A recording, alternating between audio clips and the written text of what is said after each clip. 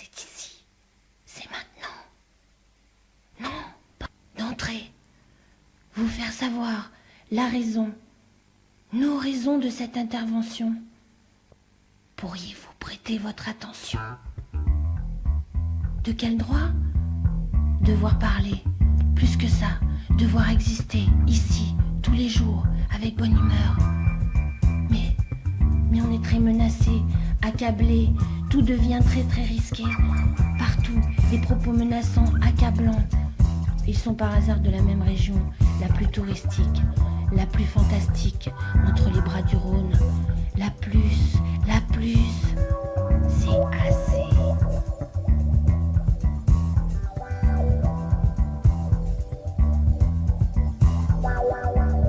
Moi, la première, je me suis pas battue. Si tu te bats dans ta prise, mais non, c'est pas ça. Je veux dire, tu te bats à un niveau humain, c'est-à-dire à un niveau humain que si tu rencontres un mec séro, c'est pas parce qu'il est séro, ni que tu vas moins l'aimer, ni que tu vas plus l'aimer, mais que tu vas je veux dire, tu vas vivre une relation normale avec lui.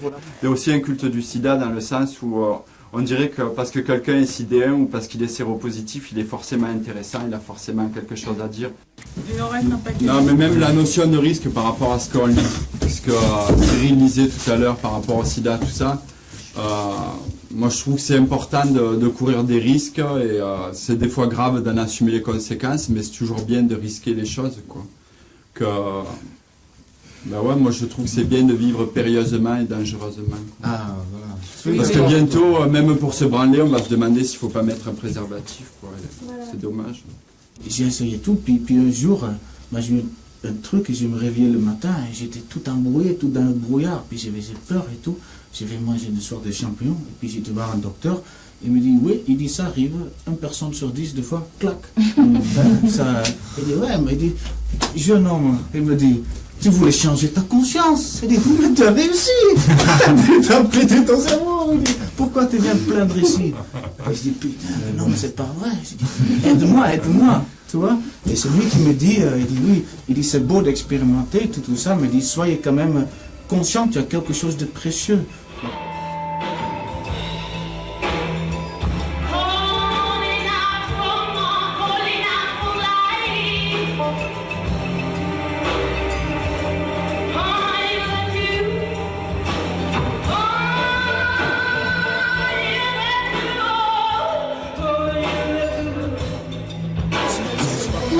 Bon, avec le sida, par exemple, on parle du sida, on a envoyé 1500 personnes à l'abattoir, dans des souffrances atroces, parce que c'est pas qu'une exécution, c'est une souffrance horrible.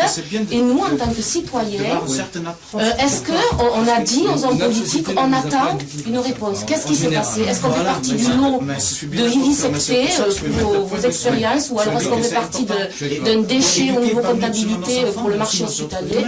Moi, personnellement, là, j'ai pas eu le courage d'écrire au président de la République et aux hommes politiques pour demander des comptes. Il faudrait aussi que je remercie les prix Nobel, les scientifiques qui ont encore largement contribué à élever la confiance des Français dans la médecine en signant cette superbe pétition pour libérer cet enfoiré de Garetta. Franchement, chapeau les gars, on a bien raison de payer la recherche avec nos impôts. Alors à propos des chercheurs, j'aimerais aussi remercier tous ces chercheurs extraordinaires dans leur laboratoire qui ne communiquent absolument aucun résultat de recherche quand ils sont même pas bidons, qui gardent tout pour eux, ou qui communiquent à moitié. Bon, c'est vrai que le vaccin contre le sida, c'est l'arme du 21e siècle, c'est le marché. Et je ne peux que les remercier. Il manquerait plus que des Aérois, des Égyptiens, pourquoi pas des Américains commencent à trouver le vaccin, c'est quoi ce bazar? Non les gars, tenez ferme, ne partagez rien, c'est vous qui le trouverez, on sera les maîtres du monde. Vous avez vraiment raison. Pendant ce temps-là, l'agonie continue, mais bon, qu'est-ce que c'est que quelques pédés qui crèvent, finalement. Quand tu vois comment on est manipulé aussi, je veux dire, on est toujours obligé de regarder et d'espérer que d'autres vont assurer pour nous, pour pas que... Non, mais on a toujours le choix, que la planète... on a toujours le choix. Elle explose ou... Il n'y a que quand tu es en tôle dans une boîte que tu n'as plus le choix. Mais tant que tu es en vie et que tu peux sourire, eh ben, je crois qu'il faut, quoi. Et peut-être qu'on a du mal à parler parce que justement ça nous touche. Peut-être qu'il y a des gens qui en parlent très bien et qui ne sont même pas concernés par ça. Et je crois que c'est la majorité des gens qui parlent à la télé.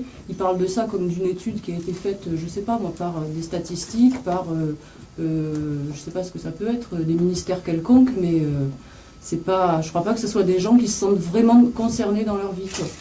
Et je crois que, ma foi, si on ne peut pas en parler, c'est pas forcément qu'on n'est pas touché. Moi, c'est quelque chose qui me touche. Et à la limite, ça me touche tellement que ça m'empêcherait presque de parler, quoi. Ouais, c'est la un sujet grave. C'est comme le nucléaire, c'est pareil. C'est quelque chose qui me fait très peur, mais parce que je ne sais pas d'où ça vient. Et puis le danger, il est aussi justement dans ces gens qui ne sont pas concernés et qui du coup ne maîtrisent absolument pas le problème et qui menacent directement sur chacun d'entre nous. Oui, puis qui en parlent banalement aussi, comme si c'était quelque chose maintenant qu'on devait accepter parce que ça fait partie de la société. Voilà, comme l'argent, comme le pouvoir, comme la société de consommation. Ben, je suis désolée, moi je trouve qu'il y a des choses, il ne faut pas les accepter, quoi. Mais bon, est-ce qu'on a le choix? Je sais pas si on va accepter. Non, on l'accepte pas. Mais on t'en parle comme si c'était quelque chose qu'il fallait accepter. Comme si maintenant il fallait faire avec ça dans ta vie. Bien sûr, tu fais avec ça dans ta vie, mais c'est pas pour ça que tu es soumis, quoi. Moi, je crois c'est pas pour ça. c'est normalisé, quoi. Ça devient normal. Voilà. Il y a ça en plus, et ben voilà, c'est comme ça. Mais je trouve que je suis pas persuadée qu'il y ait des gens qui fassent vraiment le maximum pour que ça cesse, quoi. J'en doute. Maintenant, au niveau des mouvements, les réactions comme mai 68, c'est souvent partie des mouvements étudiants.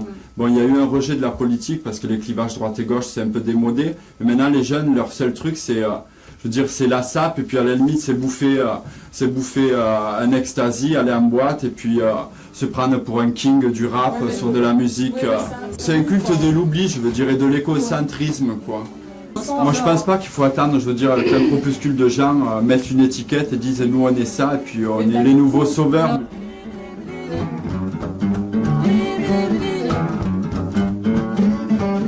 Les pourris se donnaient la main. Départ New York, Paris et Pékin. Si toutes les ordures faisaient une ronde, on ferait c'est sûr tous les monstres, tous les enfoirés faisaient la queue leu. Je m'arrangerai pour être le dernier. Mets une étiquette sur moi et classe-moi dans ta mémoire. On met une étiquette sur moi et classe-moi dans ta mémoire. On met une étiquette sur moi. Classe-moi dans ta mémoire, on met une étiquette sur moi. Et moi, tout connement, je sais pas si c'est normal, je me suis dit, ouais, bonne affaire, moi je suis pas concernée du tout. Je suis ni homo, ni shootée, j'ai une vie, bon, ça va, quoi. Et je me souviens, quelques temps après, ils ont commencé à plus parler de l'affaire, tu sais, plus étaler le truc, et ils se sont aperçus qu'en fait, il y avait plein de gens concernés, tu vois. Des femmes, des hommes, des enfants, des vieux, des jeunes, des hétéros. Je vivais plus, quoi. Donc tu vivais le sida, quoi, même ça. Je vivais sida complètement à fond, à fond. J'étais sidéraire. Je me suis aperçue, en fait, je me demande si c'est pas une solution pour donner de la valeur à ma propre vie, tu sais, pour me dire, parce qu'à partir du moment où j'ai su qu'en fait, il n'en était rien, que j'étais tout à fait saine et que j'étais atteinte de rien du tout, j'ai vu ma vie, c'est presque une nouvelle vie, tu sais. Tu te dis, putain, c'est trop bon, et tu prends conscience de plein de trucs, quoi. Tu rentres dans la souffrance des autres, les gens qui sont atteints, qui peuvent... Elle te convient pas, ton existence, elle est fausse, comme tout est faux, et puis bon, ouais, ça peut pousser à des actes un peu dingues, quoi, comme partir dans la guerre, pour voir la guerre, parce que cette guerre, elle est là, elle plane, c'est toujours ailleurs, et puis en fait, c'est toujours dans la boîte, quoi, c'est toujours dans la télé, c'est bien retranscrit, tout, on te montre ça comme il faut. Tu t'habitues bien, quoi.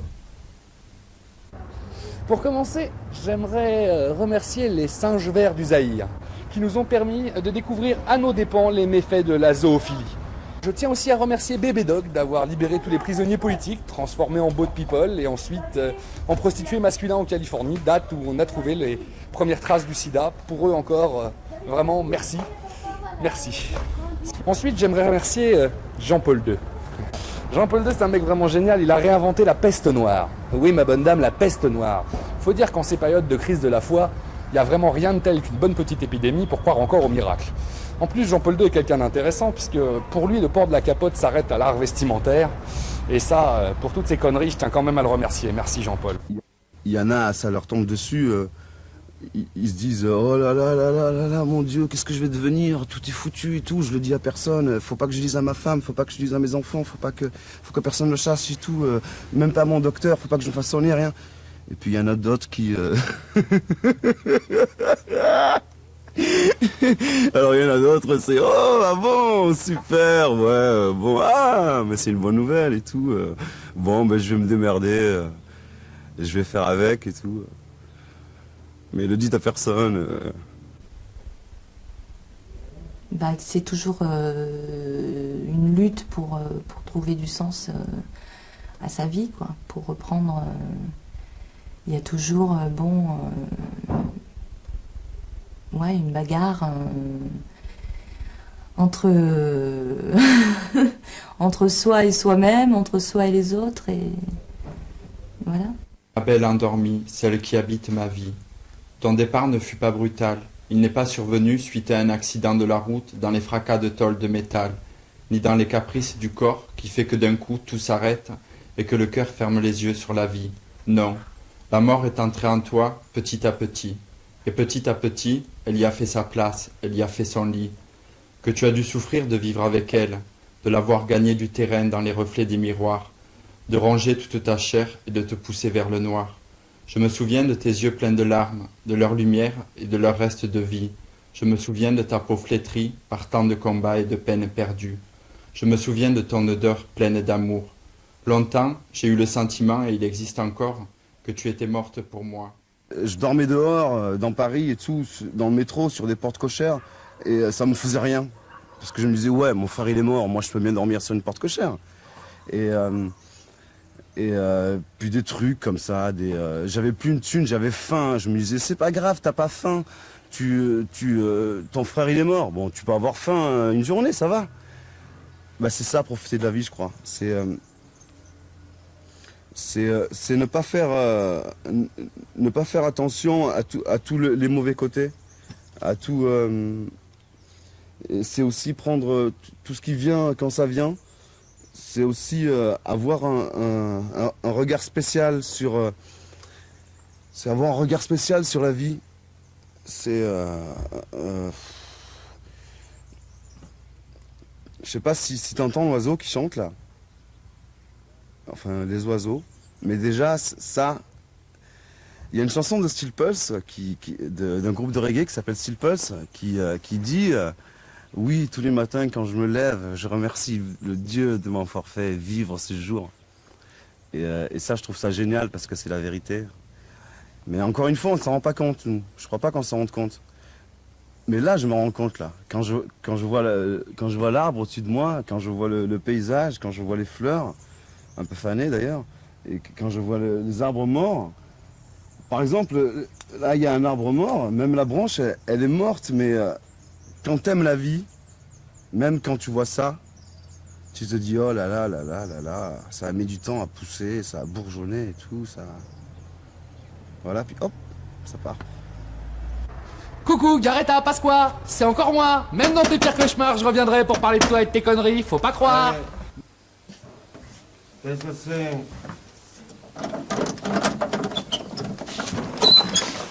Un peu d'amour, monsieur, un peu de joie, un peu de partage. Je suis représentant du printemps. C'est pourquoi?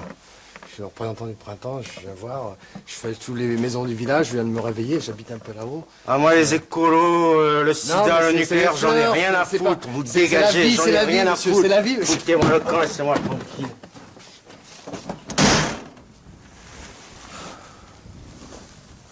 On a toujours dit que la curiosité était un vilain défaut, mais bien au contraire, ça peut être une des plus grandes qualités dans la vie, parce que c'est simplement s'ouvrir sur les autres, essayer de se comprendre soi-même et ne plus se voir comme une curiosité, quelque chose d'étrange qui n'est pas pareil que le reste. Et au contraire, on s'est dit, ben non, nous, on est vrai, on vit, on regarde, et puis finalement, on aimerait bien essayer de partager, d'avoir un échange, de montrer ce qu'on peut regarder, arrêter d'avoir peur. On a réussi entre nous à se mettre en avant pour simplement montrer qu'on est là, qu'on existe et qu'on pense.